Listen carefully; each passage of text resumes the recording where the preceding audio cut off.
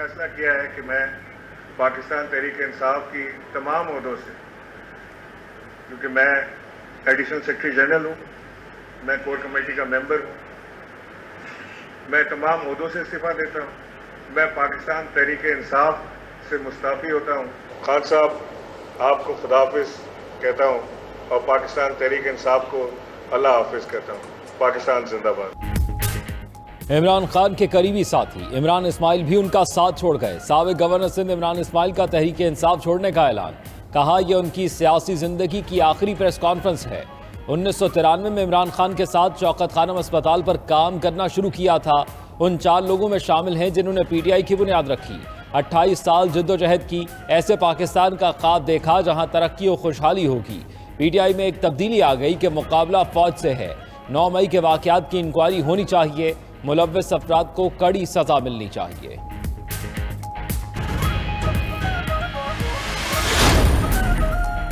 सानिहा 9 मई PTI रहनुमाओं के party छोड़ने का सिलसिला जारी। हाशिम डोगर, राय तैमूर, मनसब डोगर, मामून तारड़ ने भी इमरान खान से राहें जुदा कर ली। हाशिम डोगर कहते हैं कि 9 मई को दिलखराश वाकयात रूनुमा हुए। पाक फौज उनकी रेड लाइन है। 9 मई के वाकयात के जिम्मेदारों को सजाएं मिलना चाहिए। तैमूर भट्टी बोले कि रियासत होगी तो सियासत भी चलती रहेगी। चौधरी इखलाक ने भी तहरीक इंसाफ छोड़ने का ऐलान किया। जंग से पीटीआई के टिकट होल्डर याकूब शेख ने भी पार्टी को गुड बाय कह दिया। भावलपुर से साबिक एमपीए समीउल्लाह का भी पीटीआई को खैरबाद।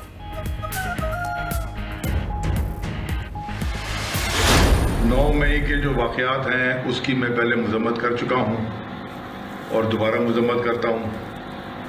पाकिस्तान अफवाज हमारा फ़ख्र है।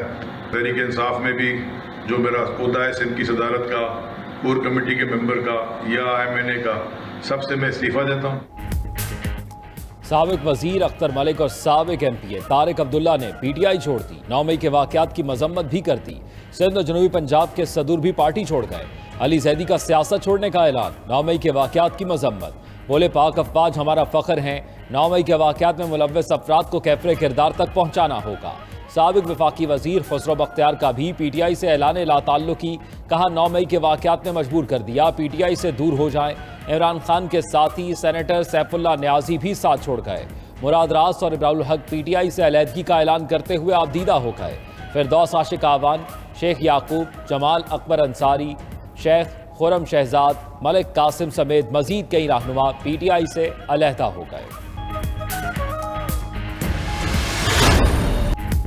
मुबैना ऑडियो लीक्स की इंक्वायरी के लिए कायम जुडिशल कमीशन ने अपनी कार्रवाई रोक दी। सुप्रीम कोर्ट के फैसले के बाद कार्रवाई मुलतवी की जाती है।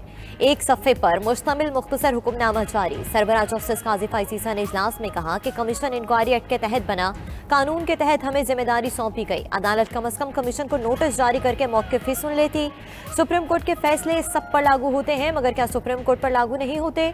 हम सिर्फ अल्लाह के गुलाम हैं और किसी के नहीं। हमने कानून पर चलना है, आईनी रिवायत पर नहीं। जस्टिस काजी फाइजीसा ने कहा कि ट्विटर क्या है, पता तो चले कौन ऑडियो जारी कर रहा है, असली है भी या नहीं। तहकीकात होंगी तो ये सब पता चल सकेगा।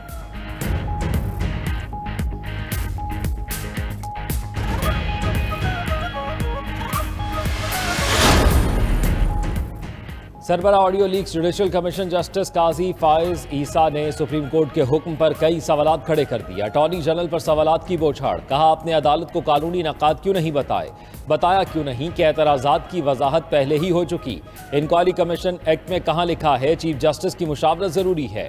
सुप्रीम कोर्ट, हाई कोर्ट तो क्या ज़िले अदलिया की भी मॉनिटरिंग नहीं कर सकती? सिर्फ फैसले की कानूनी हैसियत का तयन कर सकती है। जस्टिस फाइज सारिया कोयटा का जिक्र करते हुए जज्बाती हो गए। कहा वकील खुद अपने कोर्ट पर अमल नहीं करते, हमें कानून सिखाने बैठ जाते हैं। अब हमें टॉक शोज में कहा जाएगा आइन की खिलाफवर्जी कर रहे हैं।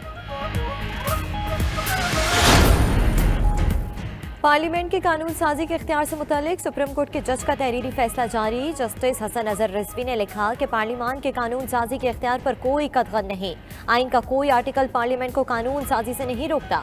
अदलिया को पार्लियामेंट के कानून के जुडिशल स्क्रूटनी का इख्तियार है। आला अदलिया को यह इख्तियार ऐसे इस्तेमाल करना चाहिए कि मकनना के साथ हम आहंगी बरकरार रहे।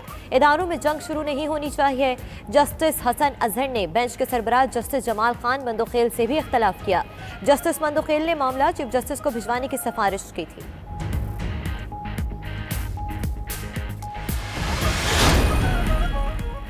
मुल्की मईशत को मुश्किल हालात से इस्तेहकाम की तरफ ले आए हैं। आइंदा बजट में आवाम को रिलीफ देने के लिए इकदामात यकीनी बना रहे हैं। तेल की कीमतों में कमी के असरात आम आदमी तक पहुँचाएंगे। वज़ीर आज़म शहबाज शरीफ का आज़म। वज़ीर ममलिकत ख़जाना आयशा गौस पाशा ने वज़ीर आज़म को आइंदा बजट की तैयारी पर ब्रीफिंग दी। अवामी रिलीफ और मुल्क की मजमूई इक़्तिसादी सूरत हाल के मुतल्लिक भी बताया। मोमिन ख़ुसूसी शिज़ा फातिमा ने वज़ीर आज़म को यूथ प्रोग्राम पर पेशरफ से आगाह किया।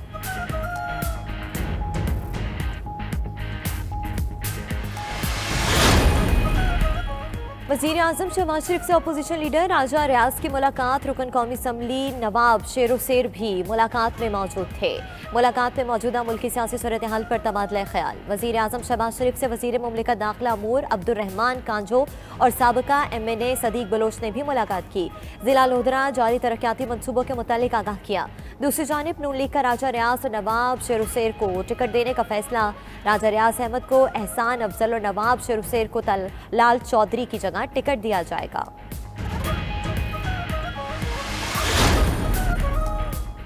इमरान खान ने फौरी मुज़ाकरात की अपील कर दी। बोले बातचीत को उनकी कमजोरी न समझा जाए। पाकिस्तान में आज़ादी नाम की कोई चीज़ नहीं रह गई। जो किया जा रहा है वो मसले का हल नहीं। जब तक सांस में सांस है मुल्क में हकीकी आज़ादी के लिए जद्दोजहद जारी रखेंगे। चेयरमैन PTI ने घर का सर्च वारंट मनसूख कराने के लिए इंसदाद दहशतगर्दी अदालत से रुजू भी कर लिया।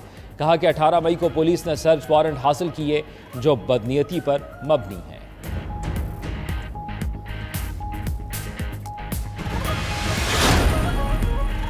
रियासत पर हमला करने वाले को सजा दी जाती है, मुज़ाकरात नहीं किए जाते। वज़ीर इत्तलात मरियम औरंगज़ेब का बयान। बोली कि इमरान खान साहब ये मुज़ाकरात की नहीं NRO की अपील है। रेत की तरह जमात बिखर जाने के बाद मुज़ाकरात याद आ गए।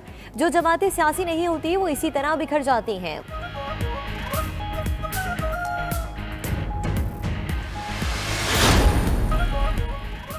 PTI रहनुमाओं के गिर्द घेरा मजीद तंग। हुकूमत ने 9 रहनुमाओं के सिफारती पासपोर्ट मनसूख कर दिए। परवेज खटक, शाह महमूद कुरैशी, असद उमर, अली अमीन गंडापुर, फरूख हबीब शामिल। ज़रताज गुल, आज़म सवाती, ओन अब्बास और अली मोहम्मद खान के डिप्लोमेटिक पासपोर्ट भी मनसूख। साबिक वफाकी वजीर शेख रशीद का डिप्लोमेटिक पासपोर्ट भी कैंसिल। वजारत दाखिला ने नोटिफिकेशन जारी कर दिया।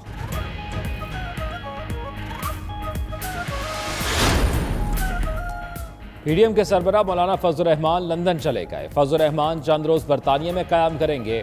नून लीग के कायद नवाज शरीफ से मुलाकात में मुल्की सियासी सूरत हाल पर बातचीत होगी। पार्टी कारकुनों से भी मुलाकातें करेंगे।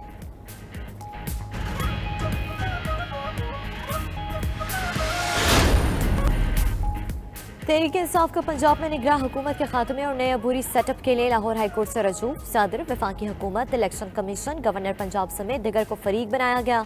मौक़िफ़ अपनाया कि कोई भी निगरान सेटअप 90 दिन से ज़ायद नहीं रह सकता। मौजूदा निगरान हुकूमत अपनी मुद्दत पूरी कर चुकी। नया अबूरी सेटअप तश्कील देने का हुक्म दिया जाए।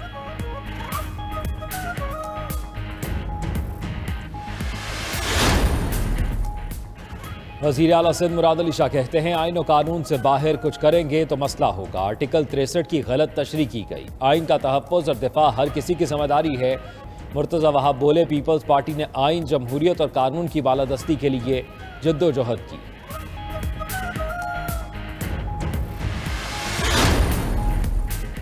रावलपिंडी में आटे की कीमतों में नुमाया कमी। 15 किलो आटे का थैला 550 रुपये सस्ता होकर 2000 रुपये का हो गया।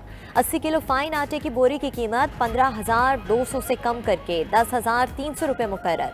आटा सस्ता होने के बावजूद नान भाइयों ने ताहाल नान और रोटी की कीमतें कम नहीं की।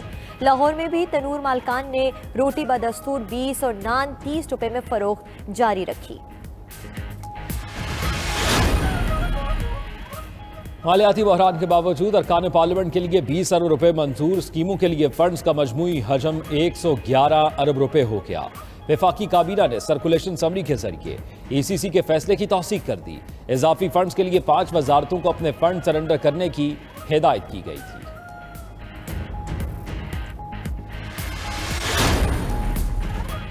पाकिस्तान किसी सूरत डिफॉल्ट नहीं करेगा। वजारत खजाना का दो टोक पैगाम। कमर्शियल कर्जा कुल अदायगियों का सिर्फ 10% है। कमर्शियल और स्कूक बॉन्ड्स पर अदायगियां अप्रैल 2024 को होंगी। पाकिस्तान खसारे पर कंट्रोल की पॉलिसी जारी रखने के लिए पुरज़्म।